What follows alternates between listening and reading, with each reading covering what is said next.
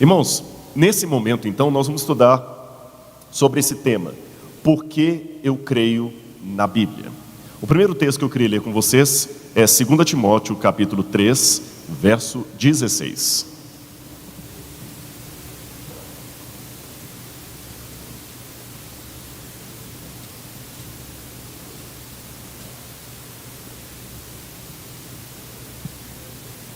Segunda Timóteo capítulo 3, verso 16, traz assim: toda a escritura é inspirada por Deus e útil para o ensino, para a repreensão, para a correção, para a educação na justiça.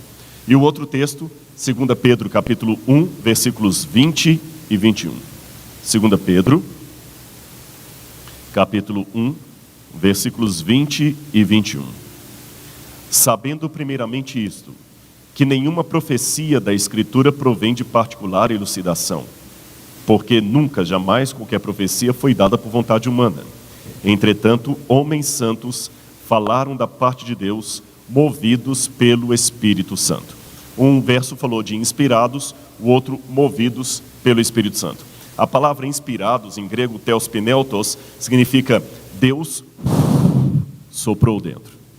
Esse é o sentido da palavra inspirado em grego, Deus soprou dentro. Agora, o que faz a Bíblia ser um livro sui generis, um livro sem igual? Eu poderia dizer muitas coisas para vocês. Eu poderia dizer assim: a Bíblia é um livro sem igual porque ela é o livro mais publicado, traduzido e talvez mais lido do mundo. Quando eu preparei essa palestra, eu fiz um cálculo. A Bíblia já tinha sido traduzida em 2.565 diferentes línguas e dialetos ao redor do mundo. E a tiragem da Bíblia, 6 bilhões de exemplares publicados. Alguns detalhes: 6 bilhões de exemplares publicados a partir de 1816 para cá que começaram a contar. Então não sei quantos exemplares da Bíblia foram vendidos antes. De 1816 para cá, 6 bilhões de exemplares. E aqui não estão contados as grandes cópias manuscritas que foram levadas em contrabando para a União Soviética na época da Guerra Fria, os que estão nos países muçulmanos, na cortina da janela 1040, etc. Qual é o segundo livro mais publicado do mundo? Alguém sabe? Não ouvi ainda? Não é o dicionário. Não, o segundo, depois da Bíblia. A Bíblia em primeiro lugar, e o segundo: o livro vermelho de Mao Tse Tung. Quando a China comunista colocou a nova educação, a reforma artística, educacional na China comunista, na época de Mao Tse Tung, eles obrigaram que cada chinês deveria ter um exemplar do livro vermelho de Mao Tse Tung. E eles fizeram 600 milhões. Agora, vejam a diferença. Letra A Bíblia são 6 bilhões. O livro que vem em segundo lugar, 600 milhões. Segundo, a Bíblia nunca foi obrigada. Eu não conheço na história nenhum registro em que qualquer tipo de governo obrigou as pessoas a lerem a Bíblia. O livro Mao Tse Tung as pessoas tinham que ler por obrigação, senão poderiam ser acusados de inimigos do Estado. Interessante, o que fez a Bíblia chegar a tal cômputo? Eu poderia dizer também que a Bíblia foi o primeiro livro a ser publicado no Ocidente, que ela é estimada por intelectuais de renome e tudo mais. Muita coisa eu poderia dizer sobre a Bíblia. Mas, contudo, porém, entretanto, todavia, não é desses pontos positivos que eu vou falar ao dizer que a Bíblia é um livro sem igual. O que eu vou destacar aqui, talvez para surpresa de alguns, são os defeitos que a Bíblia tem. As situações embaraçosas da Bíblia. Isso que me faz acreditar que esse livro é especial. Como eu fiz de manhã, vou fazer agora à tarde também. Vou começar com a citação de um escritor ateu, Bernard Shaw. George Bernard Shaw falou o seguinte: a Bíblia é um livro perigoso, é o mais perigoso da terra. Mantenha-o trancado e jogue a chave fora. Mantenha-o longe dos seus filhos. E com a primeira parte do que ele falou, eu concordo. A Bíblia é um livro perigoso. Sabe por que eu digo que a Bíblia é um livro perigoso? Ela muda as pessoas. Ela transforma. Ela faz as pessoas deixarem de comer certos alimentos. Ela faz as pessoas deixarem de trabalhar certos feriados. Ela faz as pessoas mudarem de vida, de perspectiva. Ela faz alguém mudar de conceito. Em outras palavras, você há de convir comigo numa coisa: Se esse livro for falso, ele é o livro mais desgraçado do planeta Terra. Porque muita mentira foi feita em cima dele. Por outro lado, se ele for verdadeiro, é o livro mais importante de toda a Terra. Não tem como eu ficar neutro em relação à Bíblia. Ou eu aceito ou a condeno. Se ela for errada, covarde é aquele que não a denuncia. Se ela for verdadeira, perdido é aquele que não a obedece. E vejam bem, eu vou dar alguns exemplos para vocês. Eu posso duvidar da história de Sócrates. Eu sou formado em filosofia, mas se eu descobrisse de repente aqui que Sócrates não morreu tomando cicuta, que aquilo tudo era uma lenda, minha vida não vai mudar nada. Pouca coisa mudará no campo da filosofia se descobrirmos que Sócrates não existiu, que Sócrates foi uma lenda, ou que Sócrates não morreu como o banquete do Fédon diz que Sócrates morreu. Por outro lado, se eu descobrir que Jesus não morreu como a Bíblia fala, tudo muda. Sócrates como lenda não muda a filosofia. Jesus como lenda muda toda a estrutura da teologia de A a Z. Perceberam a diferença? Entenderam por que eu concordo que é um livro perigoso? Não dá para ficar neutro em relação a ele. Grande parte da cultura ocidental foi baseada na Bíblia. Agora, a primeira pergunta que alguns fazem para mim é o seguinte: Rodrigo, você leu aquela passagem de Pedro lá, que nunca jamais qualquer profecia foi dada por vontade humana. Antes, homens santos falaram da parte de Deus, movidos pelo Espírito Santo. A pergunta é, por que Deus se comunicaria através de um livro? Não faz sentido isso. Quer um exemplo? Como é o seu nome aqui, por favor? Leda. A Leda está aqui em minha frente. Eu vou supor que a Leda está aqui e ela não viu que, sem querer, ela pegou em alguma graxa, alguma coisa e passou o dedo assim e sujou a testa de graxa, né? Ela está aqui na minha frente, eu estou vendo que ela está com a testa suja. Aí o que eu faço? Eu pego um celular, ligo para um amigo meu que está lá em Israel, falo assim: olha, eu estou aqui no Brasil, em Brasília, e existe uma pessoa em minha frente aqui que está com uma mancha de graxa na testa. Você pode dar um jeito de comunicar com ela? Aí esse amigo de Israel liga para alguém que está nos Estados Unidos, do FBI, e fala assim: ó, tenta localizar com o GPS onde é que ele está, a gente vê quem está nessa situação. Aí alguém do FBI comunica com a inteligência aqui de Brasília, alguém da inteligência de Brasília descobre por computadores que essa igreja traduz o que foi dito do inglês para o português. Aí alguém que traduz, pega isso aqui, manda um e-mail, e alguém vai lá, imprime o e-mail, e traz e entrega para ela e fala assim: Leda, no e-mail de Rodrigo Silva diz que você está com a mancha na testa. A pergunta óbvia que eu faço é o seguinte: seria o caminho mais inteligente para eu falar com ela? Ela está na minha frente, bastaria dizer para ela: sua testa está suja, não precisa de eu mandar. Mas aparentemente foi esse absurdo que Deus cometeu. Porque se Deus pode falar diretamente comigo, nas igrejas ensinam isso. Quem que leu aqui o texto? Você não leu aqui que orar é abrir o coração a Deus como um amigo? Se Deus pode me ouvir diretamente, por que Ele mandou a mensagem dele ser escrita por pessoas que viveram há 2000 anos para trás, em línguas que não são a minha língua materna, numa outra cultura, num outro contexto, para isso ser traduzido, passado de pai para filho, para chegar até mim aqui? Por que Ele já não escreve no céu? Por que Ele não fala para mim diretamente: olha, Rodrigo, você não deve comer certos alimentos? Por que eu falei isso para Moisés, 3.400 anos atrás, para Moisés escrever num livro em hebraico, para alguém traduzir, para interpretar, para trazer aqui? Não parece meio sem sentido? Sim ou não? Por que Deus se comunica através de um livro? A pergunta é simples. A resposta é simples. Eu vou lançar a mão da teoria de um pedagogo, Vygotsky. Vygotsky dizia que o ser humano só se constitui como tal em seu meio social. O que Vygotsky descobriu? Vygotsky descobriu que nós nunca aprendemos nada sem a intermediação do outro. Tem até um conceito que Bandura vai falar, que é o conceito de modelagem, que a criança só tem contato com o mundo externo através dos pais, dos tios, dos adultos. Mesmo aquilo que você aparentemente aprendeu por autodidática, você precisou da intermediação do outro, que você leu o livro que alguém escreveu, observou um comentário de outro. Você só conhece a realidade passando pelo outro, é o que os pedagogos dizem. Traduzindo em linguagem mais simples para a gente entender. Suponhamos que eu seja um ótimo arqueólogo. Mas se eu saio daqui com o meu carro e o carro funde o motor, não adianta nada eu ficar olhando com o meu conhecimento de arqueólogo ali, porque eu não vou saber o que fazer com o carro. Para saber o que fazer com o carro, eu vou precisar de um mecânico. O mecânico fala assim, ó, você tem que trocar essa peça aqui, tudo. Eu tenho o conhecimento do carro por via do mecânico. Mas aquele mecânico, ele pode até entender multimecânica. Mas, quando ele está saindo, se ele começar a passar mal, ele vai precisar ir a um médico. Porque ele conhece de carro, ele não conhece o corpo humano.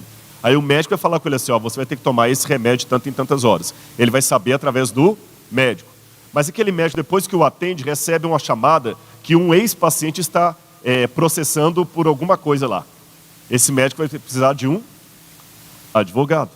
O advogado fala assim, você vai montar esse documento. Ou seja, mesmo que você for ótimo numa área, inteligente, você vai precisar de alguém de outra área. Nós nunca aprendemos nada sozinho. Agora, essa foi a leitura pedagógica, eu vou fazer a leitura teológica. Não seria uma maneira que o Criador colocou de nos manter um pouco mais humildes?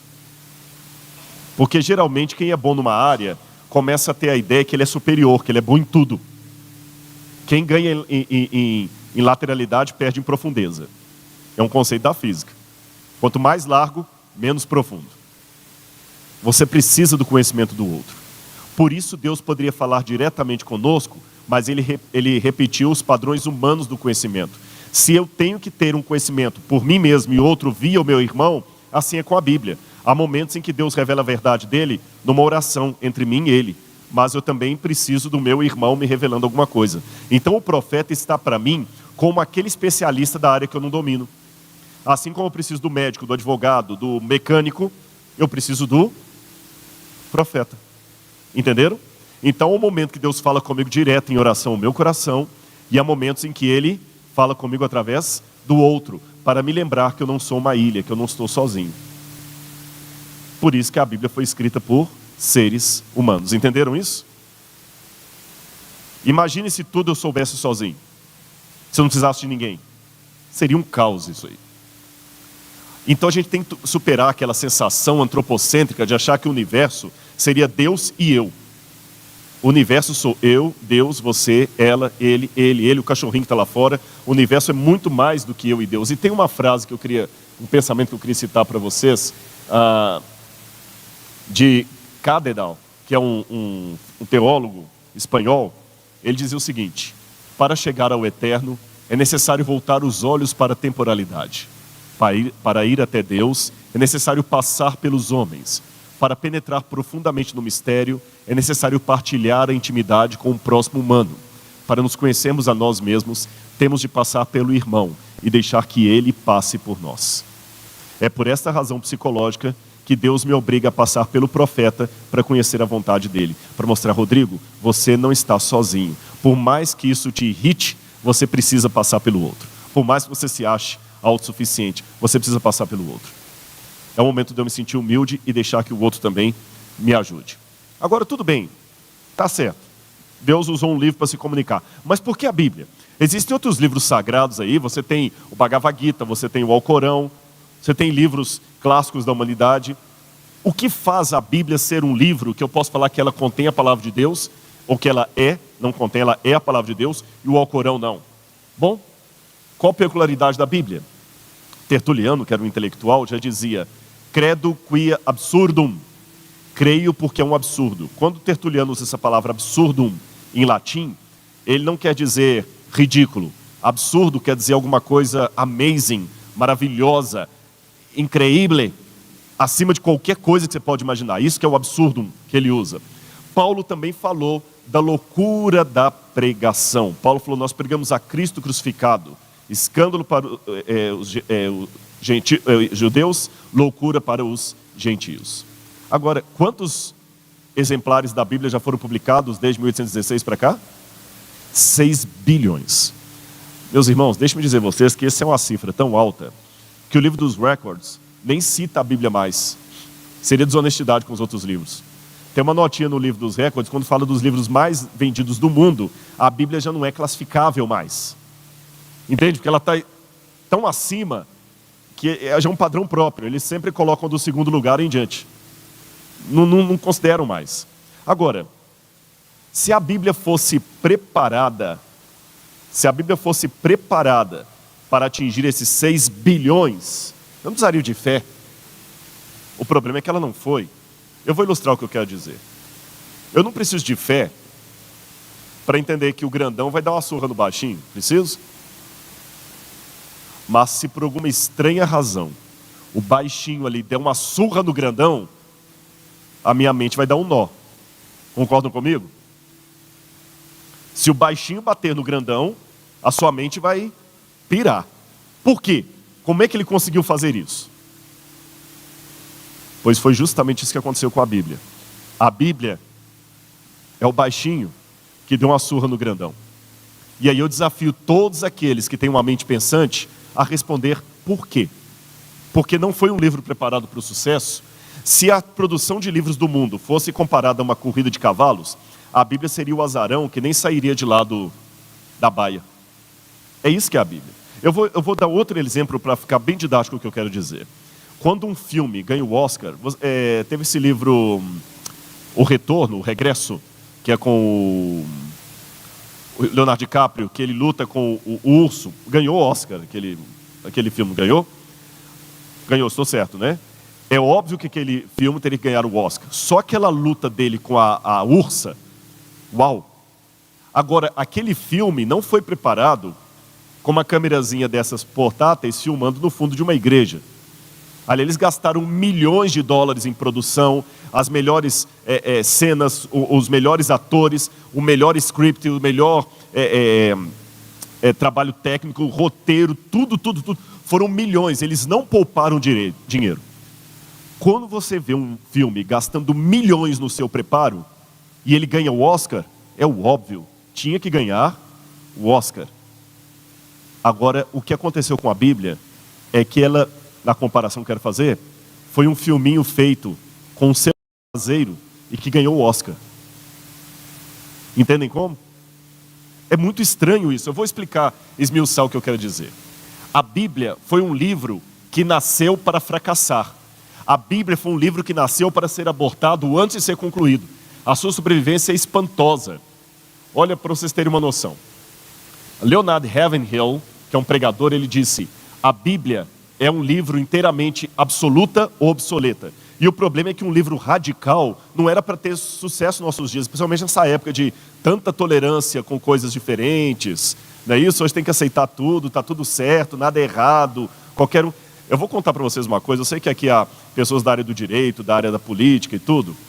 Eu não quero aqui falar assunto polêmico que não faz parte da minha palestra, mas eu quero pedir licença para dar um exemplo.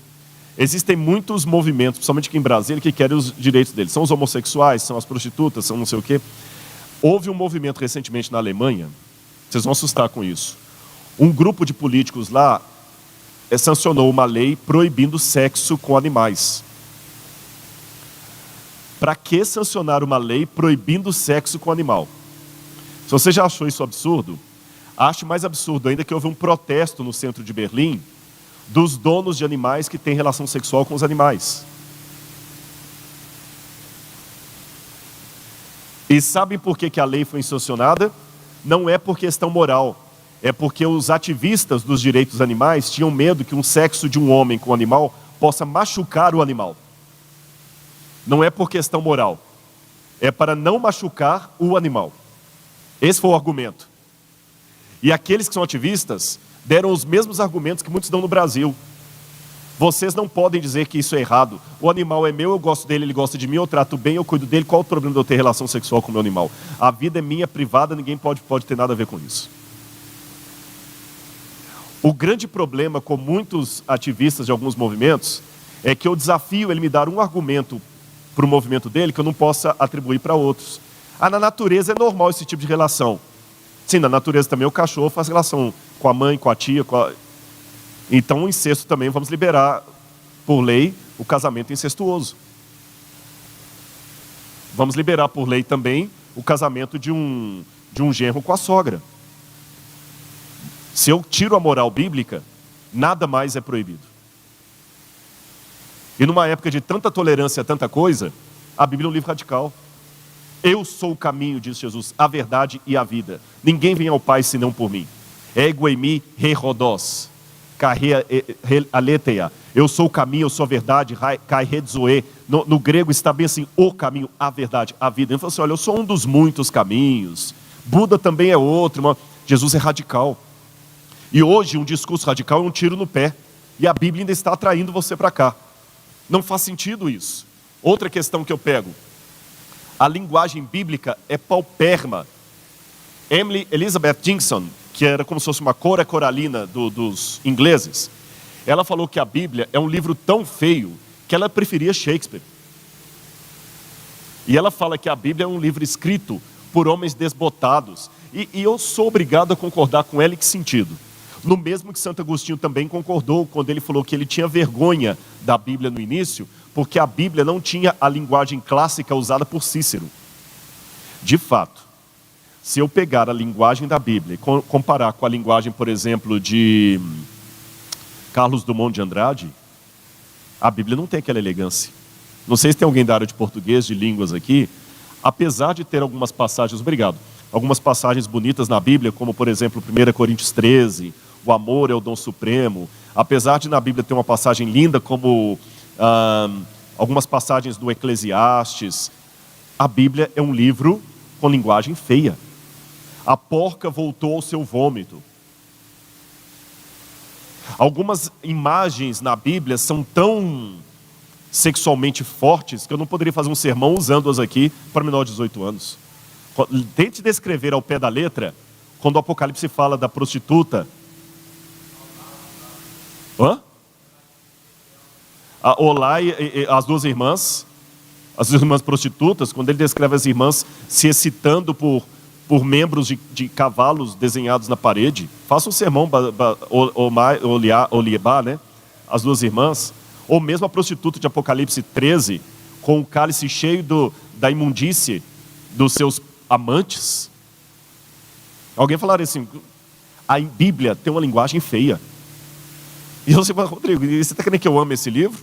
Vamos chegar lá. Como eu falei, o grego da Bíblia é um grego inferior ao grego clássico dos helenísticos. Tem contradições na Bíblia. Uma passagem falou que Jesus estava entrando em Jericó quando ele curou o cego. A outra diz que ele estava saindo. Estava entrando ou estava saindo? Uma passagem diz que ele curou 2 cegos, outra fala que era um só. Por que ninguém resolveu consertar essas contradições? Expressões ruins, num lado fala que Deus não se arrepende, no outro que Deus se arrependeu. Por que a Bíblia tem essas coisas assim, histórias bizarras de adultério, de mulher sendo esquartejada? E o pior, autores diversificados, nenhum editor. Eu já escrevi um livro com 2 autores mais, eu e mais 2, 3 ao todo. Graças ao bom Deus, nós fomos uma equipe que conseguimos nos entrosar bem. Tanto é que nós já somos autores, os livros da Casa Aplicadora de Religião, não sei se alguém aqui estudou em escola adventista, os livros de religião. Nós já estamos escrevendo esses livros há anos, mas eu sei que nem todos os coautores se dão bem para escrever. E mesmo nós, para escrevermos os livros, são muitas reuniões. A linguagem de quem vai prevalecer, que eu tenho um estilo de escrever, o professor Adolfo tem outro, o professor Marcos de Benedicto, que é o autor da meditação desse ano, tem outro estilo mais jornalístico. Cada um tem uma argumentação, transformar aquilo num livro só. Agora imagine a Bíblia, 40 autores. Imagine se eu chegasse para um editor, para o dono de uma editora, e falasse assim, eu tenho uma proposta para o senhor. Qual a proposta? Eu quero escrever um livro. Um livro? Sim, tá bom. Qual o tema do livro que você quer propor para a nossa editora? Um livro? Sim. Sobre o que vai ter nesse livro? Fala para mim. Esse livro vai falar muito sobre a história de Israel. Então um livro de história? Não necessariamente, porque ele também vai falar muito sobre saúde, alimentação, tipos de carnes que devemos comer, que não devemos comer. Então um livro de culinária ou nutrição? Também não, porque ele conta histórias de guerras. Então vai ser um livro militar, um livro bélico?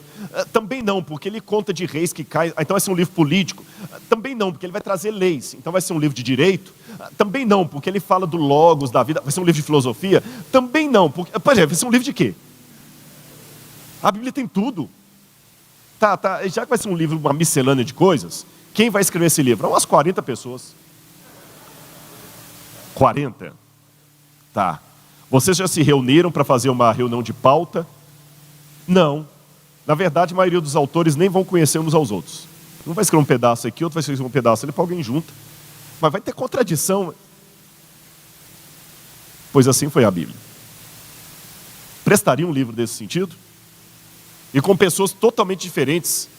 Agora, será que a Bíblia seria um clássico? O que é um clássico? A gente fala assim, eu gosto muito dos clássicos, né?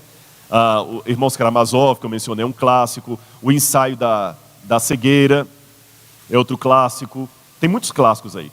O Mark Twain, ele descreveu uma coisa que eu achava interessante. Ele falou que um clássico é um livro que todo mundo gostaria de ter lido, mas ninguém quer ter o trabalho de ler. Aí você vê o pessoal citando assim na internet, lá assim, né? Bom é o amor, porque enche nossas vidas. Clarice Lispector. Ela nunca escreveu aquilo, mas o pessoal começa a colocar lá, Carlos Drummond de Andrade, né? Disse Deus, assim diz, Deus é amor, Alejandro Bullion. Então, quer dizer, pega alguém famoso, pega uma frase e bota ali. Mas muitas pessoas que citam, às vezes, Freud, nunca leram Freud na sua primeira fonte, nunca leram Kinsey, nunca leram esses autores, mas são os clássicos. Como diz Mark Twain, todo mundo gostaria de ter lido, mas ninguém quer ter o trabalho de ler. Agora, clássico é uma peça que está acima do comum, tanto é que a palavra clássicos significa aquele que é da elite dos cidadãos. Então, seria a Bíblia um clássico? Esse é que é o problema. O clássico não pode ter uma linguagem de proletariado. Um clássico tem que ter um apelo estético e uma mensagem significante. Deve ser escrito com elegância, até se for descrever a violência. Quando eu pego essa característica, olho a Bíblia, ela não foi escrita com elegância. Olha, não é politicamente correta. Paulo fala para a mulher ficar calada dentro da igreja. Parece machismo isso. E as genealogias? Quem aguenta ler as genealogias? Fulano gerou ciclano, gerou beltrano, e dá vontade de dormir naquilo ali. Na Dedan, exatamente. Você tem nome com Z, com Y, né? Eu até perguntei ao professor Adolfo, como é que faz no Reavivados por sua palavra, quando chegar naquela parte das genealogias? Ele falar o quê, né? No texto de hoje, já pensou Reavivado por sua palavra, né? Fulano gerou beltrano. Gerar. Pense nisso.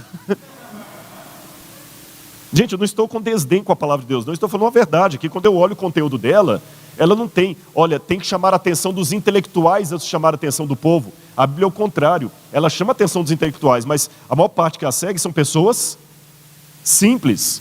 Ela tem que ter uma história e um enredo cativante, não pode ser escrita de maneira gramaticalmente pobre. Irmãos, eu sou professor de grego, e quando eu pego o grego do Apocalipse de João, tem tanto erro de redação no Apocalipse de João, que se um aluno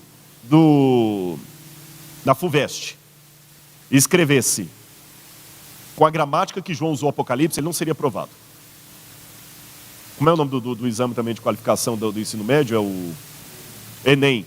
Se um aluno do ensino médio fizesse uma redação do Enem com o mesmo estilo que João escreveu no Apocalipse, o professor não daria nota alta para ele, não.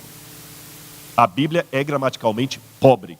Talvez eu estou assustando alguns aqui que pensavam assim, por ser palavra de Deus, que era tudo muito bonitinho, perfeito. Então, eu pergunto, com todos esses defeitos, a primeira pergunta que eu faço para os céticos é a seguinte: como é que esse livro sobreviveu? Porque não era para ninguém ter interesse nele. Por que a Bíblia não caiu no esquecimento? Uma música mal feita, sem métrica, sem rima, sem conteúdo, ninguém vai prestar atenção nessa música. Eu posso até inventar uma música aqui, cantar uma vez, mas você nunca vai ter interesse em gravar. Não marca. Pois a Bíblia marcou, mesmo tendo muitos defeitos. Se a música fosse uma partitura, você veria um monte de defeitos nela. Entenderam o ponto que eu estou querendo dizer para vocês? O Voltaire chegou a afirmar em 1776 que ele daria 100 anos para a Bíblia cair em total esquecimento. Isso foi dito por ele no Hotel Lausanne, na Suíça. Ele estava ali com Edward Gibbon, que era também um ateu. E menos de 50 anos depois, aquele hotel onde Voltaire falou que a Bíblia em 100 anos estaria acabada, se tornou um depósito de Bíblias. E Voltaire já morreu, e a Bíblia está aí até hoje no seu colo. E Voltaire era um gênio tão grande que as pessoas, quando ele foi preso, falaram assim: não deixe Voltaire se autodefender no tribunal, senão nenhum promotor poderá contra-argumentá-lo. E mesmo Voltaire cometeu esse erro ao prever o que ia acontecer com a Bíblia. Então a Bíblia era um livro que tinha tudo para ser destruído, modificado, mas nunca preservado. Se eu quisesse preservar aquela música ruim, então eu entregaria para você, pelo menos você dá uma trabalhada. Mas nunca para ela ficar como foi. E a Bíblia foi agora pior. Entenderam a primeira pergunta? Como é que um livro tão gramaticalmente pobre foi passado para frente? Segunda pergunta: por que um livro tão gramaticalmente pobre ameaçou tanta gente? Um dossiê preparado por advogados, ou pela Polícia Federal, ou por um juiz, contra pessoas envolvidas com Lava Jato, dá medo. Mas uma redação mal escrita do Enem, dá medo em alguém? Pois a Bíblia deu medo. Tanto é que deu medo que de todos os livros da humanidade, a Bíblia foi o que foi mais perseguido, mais destruído. Só para ter uma noção, Diocleciano, em 313 depois de Cristo, 303, ele mandou queimar centenas e centenas de milhares de Bíblias. E numa época em que uma folha de pergaminho ou de papiro custava mais ou menos uns 2 denários, entre 1 e 2 denários, 2 dias de trabalho braçal por uma folha em branco. Imagina o preço de um livro. Ele mandou queimar milhares. O próprio imperador de Roma, nenhum livro da história, assim, já houve casos na história em que uma biblioteca foi destruída, como a biblioteca de Alexandria, em 391, como a biblioteca de Constantinopla, em 1453, mas ali foi a biblioteca que foi destruída. Mas não existe na história registro de nenhum outro livro que aquele livro específico foi perseguido, e quem tivesse seria morto. Não tem isso, só a Bíblia. Por que um livro tão mal escrito ameaçou tanta gente? E não foi só Diocleciano, não. Mesmo depois, na época que o catolicismo assumiu a hegemonia da Europa, que não pensou, agora que a Igreja Católica, o cristianismo está no poder, a Bíblia vai ser enaltecida. Os próprios papas mandaram queimar cópias da Bíblia. Não queriam que a Bíblia fosse lida. O Papa Inocêncio III, em 1199, proibiu a tradução da Bíblia para o latim, para o francês. Depois da morte dele, o Sínodo de Toulouse também falou: nós proibimos que os livros do Antigo e Novo Testamento, que os leigos possuam os livros do Antigo e Novo Testamento. Foi proibida por completo a Bíblia. Wycliffe foi condenado por heresia em 1383 porque ele traduziu a Bíblia para o inglês. E depois que ele foi morto, o seu corpo foi exumado e queimado em praça pública. Exumado é quando você abre o túmulo e tira os ossos, os restos mortais da pessoa, por qualquer razão. No caso pericial, para verificar se a pessoa foi assassinada, se ela morreu de uma doença. Nesse caso aqui, foi exumado para ser queimado de novo em praça pública. Olha, mesmo assim, 10 mil Bíblias foram queimadas de uma vez por ordem de Fernando II. Depois o Papa Clemente também condenou a leitura da Bíblia, assim foi. Agora, entenderam minhas duas perguntas aqui? Primeira, por que um livro tão fraco foi produzido? Lembra o menininho que bateu no grandão e atingiu 6 bilhões? Segunda pergunta, por que um livro tão fraco ameaçou tanta gente que todo mundo queria destruí-lo?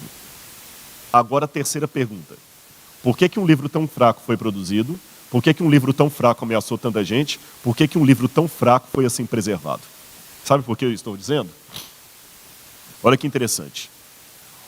Lembra que eu falei que os livros eram copiados à mão, então a cópia manuscrita de um livro, antes da invenção da imprensa, era caríssima, caríssima. E nenhum livro foi tão perseguido quanto a Bíblia. Só que hoje, quando eu faço um apanhado dos manuscritos gregos antigos existentes sobre os grandes livros da humanidade, eu me surpreendo com o que eu encontro. As guerras gaulesas ou gaulenses de Júlio César foram escritas mais ou menos no primeiro século a.C. Nós só temos hoje 10 cópias das guerras gaulesas. Nunca ninguém proibiu quem lesse as guerras gaulenses de Júlio César. Roma mandou que esse livro fosse copiado e distribuído. No interessante, quando pela arqueologia eu vou hoje buscar os manuscritos, eu só encontro 10 cópias. E com uma distância de 1000 anos entre o original e a cópia mais antiga. Quando eu vou pegar a tetralogia de Platão, só existem 7 cópias que sobreviveram, em grego. Quando eu pego Tucídides, 8 cópias. Sófocles, 100 cópias. Aristóteles, a Ética Nicômaco de Aristóteles, um dos mais famosos livros. Inclusive, Aristóteles foi muito copiado pelos muçulmanos. A despeito disso, eu só tenho 5 cópias. O único livro da Antiguidade que nós temos maior quantidade de cópias é a Ilíada de Homero. Da Ilíada de Homero restaram 643 cópias. Agora vamos à Bíblia. Só do Novo Testamento grego são mais de 5.600 cópias. Se eu juntar o Novo Testamento com o Antigo Testamento, com as cópias que eu tenho em siríaco, latim, mais de 24.000 cópias sobreviveram da Bíblia.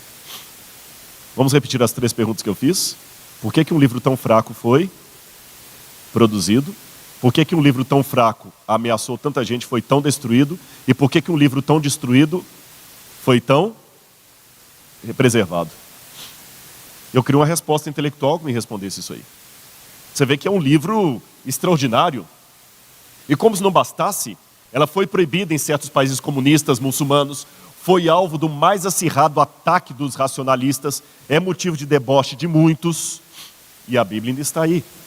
Nenhum outro livro teve tantas profecias cumpridas. Nenhum outro livro tem tantas confirmações da arqueologia, da ciência, da filosofia, da pedagogia, da história. E nenhum outro livro inspirou tantos mártires. Aliás, pergunte por aí quem em sã consciência morreria por sua interpretação do Shakespeare. Qual especialista em literatura inglesa teria coragem de enfrentar a forca, ou a prisão, ou a morte por fogueira, por sua interpretação de Shakespeare? Qual jurista enfrentaria a morte por sua interpretação do Vade-Mecum? Mas as pessoas morrem por aquilo que elas entendem que a Bíblia está mandando. Então é um livro que atrai ódio ou devoção. Tem alguma coisa a mais nesse livro que eu não consigo entender. E se a Bíblia não houvesse sobrevivido? E se nós não estivéssemos hoje com a Bíblia em nossas mãos? Nós não teríamos a Inquisição. Mentira. A Inquisição só surgiu, para sua informação, porque a Bíblia foi proibida. A Inquisição justamente era uma maneira de proibir as pessoas que lessem a Bíblia. E a ciência moderna só surgiu porque Galileu Galilei, Copérnico, o próprio Leonardo da Vinci e outros mais, ao lerem a Bíblia, perceberam que havia uma outra explicação para a realidade diferente daquela do dogma da igreja. Isso que os inspirou a produzir o que a gente chama de ciência moderna. Se a Bíblia tivesse destruída, nós não teríamos a ciência moderna hoje. Você talvez não teria o seu iPhone aí do seu lado. Se a Bíblia tivesse destruída, nós não teríamos Madre Teresa de Calcutá. Se a Bíblia não tivesse sido destruída, nós talvez estaríamos até hoje escravizando os negros. Eu seria um escravo. Porque o próprio Abraham Lincoln, ao libertar os escravos americanos, disse: ora, se não fosse a Bíblia, eu jamais saberia realmente o que é certo e o que é errado. Se a Bíblia não tivesse sido escrita, a história de Dante Alighieri, Dostoiévski, C.S. Lewis, Shakespeare, Milton, Goethe, Ariano Suassuna e outros seria bem diferente. Eles tinham que procurar outra fonte de inspiração. Não haveria a reforma protestante, nem as madres da ordem de Madre Teresa de Calcutá. Por que Madre Teresa de Calcutá abandonou a Albânia e foi dedicar aos pobres da Índia? Por causa da devoção à Bíblia. Seria um mundo melhor? Eu duvido. Mas alguém pode falar assim: tá, Rodrigo, mas essa pergunta é especulativa. Eu sei que ela é especulativa, mas a transformação de vidas não é. Eu faço um exercício com você. Primeiro, pegue no passado as histórias de pessoas que mudaram de vida. Por exemplo, George Lyttelton, barão racionalista, escritor e político inglês, que queria provar que a conversão de Paulo era uma novela, era uma farsa. Ele terminou escrevendo um tratado, Observações sobre a conversão de São Paulo e Observações sobre a ressurreição de Cristo, onde ele se converteu. Outro exemplo clássico, Lew Wallace. Na verdade, alguns biógrafos duvidam que Lew Wallace fosse de fato ateu. Alguns colocam que ele era ateu, outros falam que ele era apenas antipatizado à religião. Não vou entrar no mérito. O fato é que ele não tinha uma experiência religiosa muito viva, mas escrevia muito bem. E um dia ele encontrou-se no trem com Robert Ingersoll, que era também coronel, e ele falou: rapaz, você é tão inteligente, eu vou te dar uma dica, por que você não escreve um romance desmentindo o cristianismo? eu vou fazer isso. Mas para escrever um romance desmentindo o cristianismo, eu tenho que estudar primeiro a Bíblia e o cristianismo. Ele estudou. E que livro ele escreveu? Ben-Hur. Se converteu depois. E eu poderia dar várias outras histórias para vocês. Frank Morrison, Lee Strobel. O Lee Strobel, por exemplo, foi um cara interessante porque ele era jornalista investigativo do Chicago Tribune. Um cara inteligentíssimo e ateu. Ele tinha uma especialização em pegar furos de argumentação. Quando chegava numa cena do crime, a polícia gostava, era o único jornalista que a polícia deixava chegar, porque ele ajudava os peritos, falava, tem alguma coisa errada aqui. E ateu. Um dia Lee Strobel chegou em casa e a mulher dele sentou com ele na cama e falou assim, eu tenho uma notícia para te contar. Ele falou, o que foi? Eu resolvi virar crente. Eu e nossa filha nos batizamos na igreja. Ou vamos batizar, uma coisa assim. Ele ficou tão decepcionado com a notícia que a esposa deu, que ele falou que se ela dissesse que tinha um amante, doeria menos. Ele pensou em sair de casa. Isso é verdade. Ter uma mulher crente, ele fala no livro dele, é como se de repente você hoje tivesse um filho traficante. Ele ficou horrorizado. Você sabe que para algumas pessoas ateias, ter um membro da família que resolve se converter para uma igreja é o fim do mundo. Eu sei porque eu fui expulso de casa quando eu me tornei adventista. Eu fui expulso. Meus pais não aceitaram, eu tinha 12 para 13 anos de idade, agora imagine. Mas ele resolveu dar uma chance para a mulher dele. Ele falou assim, eu vou fazer uma coisa.